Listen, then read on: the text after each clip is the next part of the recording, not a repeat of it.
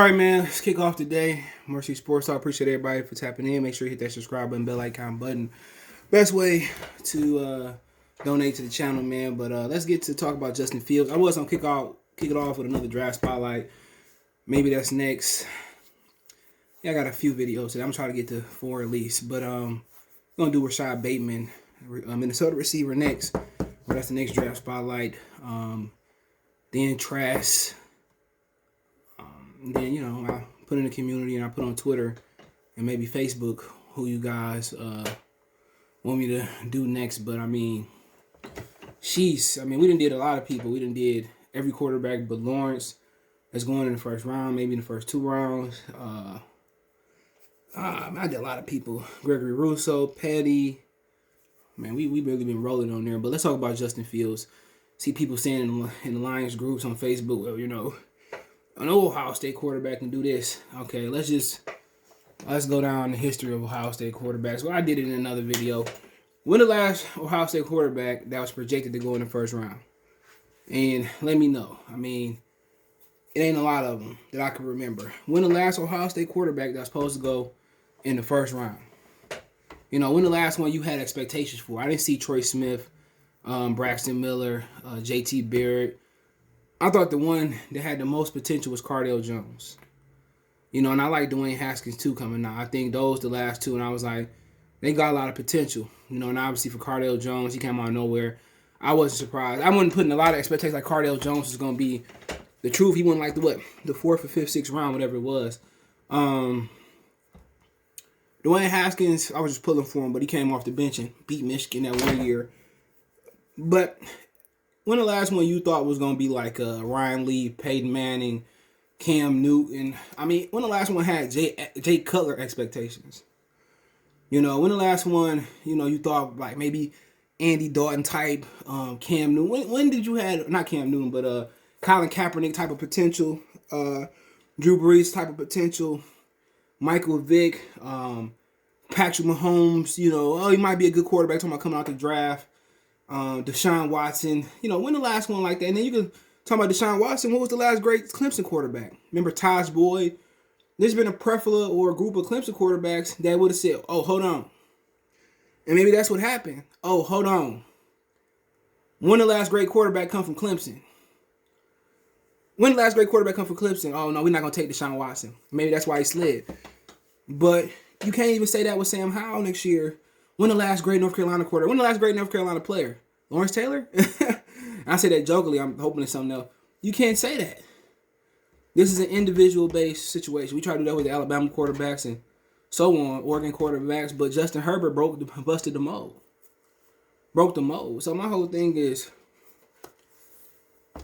I really don't have an issue with Justin Fields. I evaluated the tape, maybe a year or two to learn some coverages, and maybe not just a year to learn coverages, and maybe 2 years behind Jared Goff. He is the mold.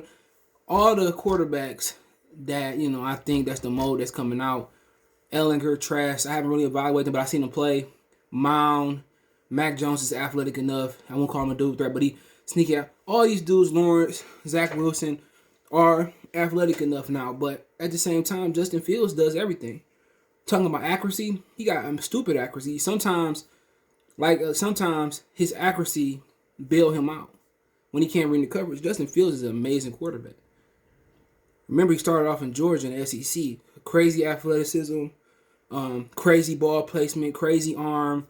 He's probably more of a 4-5 guy on laser, but you looking, I don't see too many weaknesses other than reading coverage. And Jared Goff allows you to. Jared Goff allows so much flexibility. Now this shit right here, this shit for 2 days. I can't finish drink honey. This shit y'all made, honey green tea. It's just not for me. I like a little after kick, But hold on. I was buying the Waikiki water. My days were drink water $1.19 at Myers. Really good water. But I forgot what I was talking about. But yeah, Justin Fields just off the chain, and Jared Goff allows you the flexibility, to do whatever you want. If Justin Fields come in, he able to beat Goff out and able to catch up on coverages and the little nuances, then Jared Goff can be cut next year. without owing him no money before his roster bonus or not money.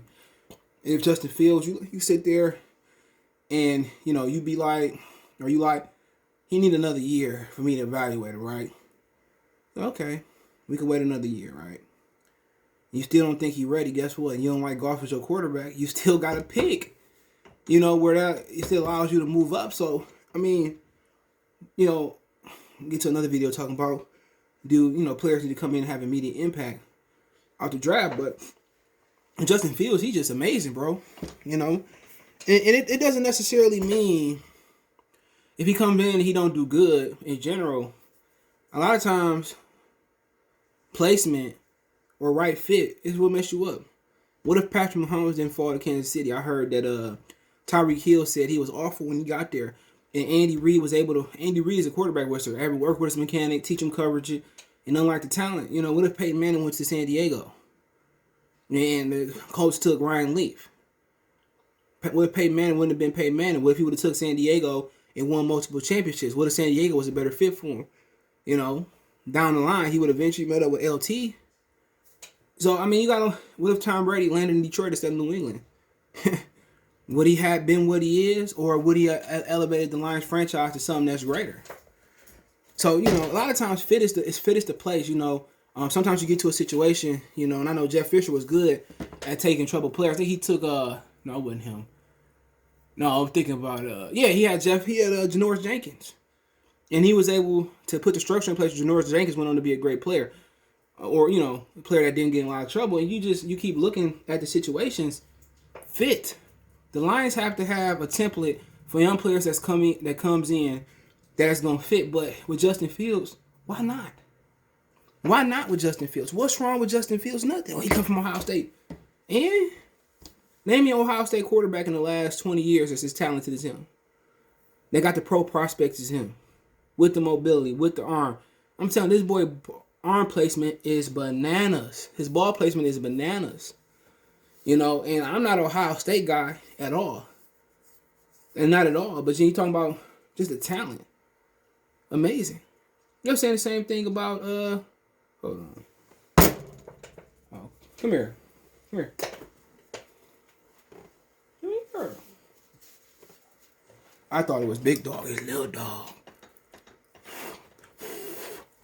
He get vicious. He could dance to, hey, Raise the Roof. Back in the 90s. Hey, hip hop, hooray.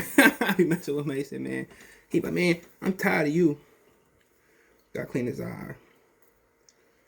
Hit a play date. Alright, you wanna stay? Stay or go? He gone. But yeah, I mean I talent for talent, there's raw talent, there's talent. There's really no separation between Wilson and Lawrence and Justin Fields.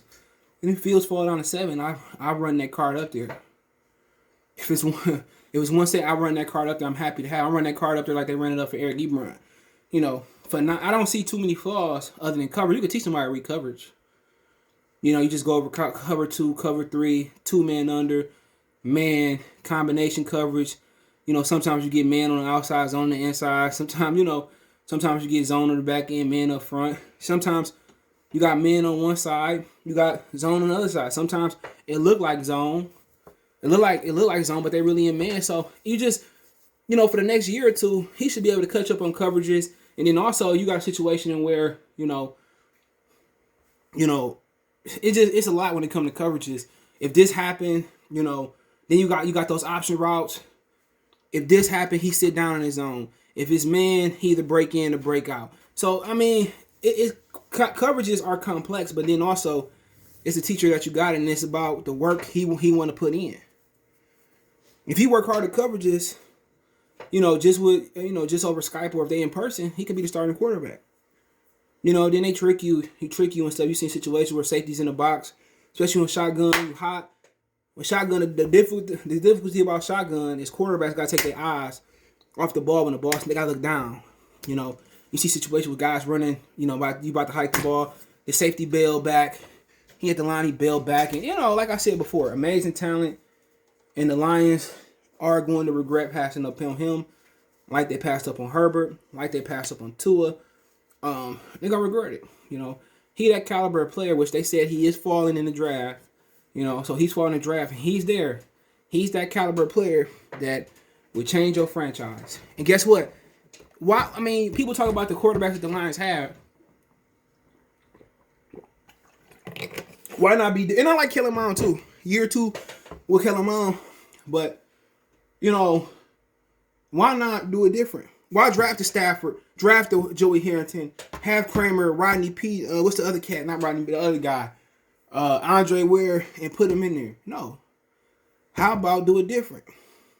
How about a year 2 behind Goff? He ready. People say, what if Goff ball out? Then guess what? You got a trade asset.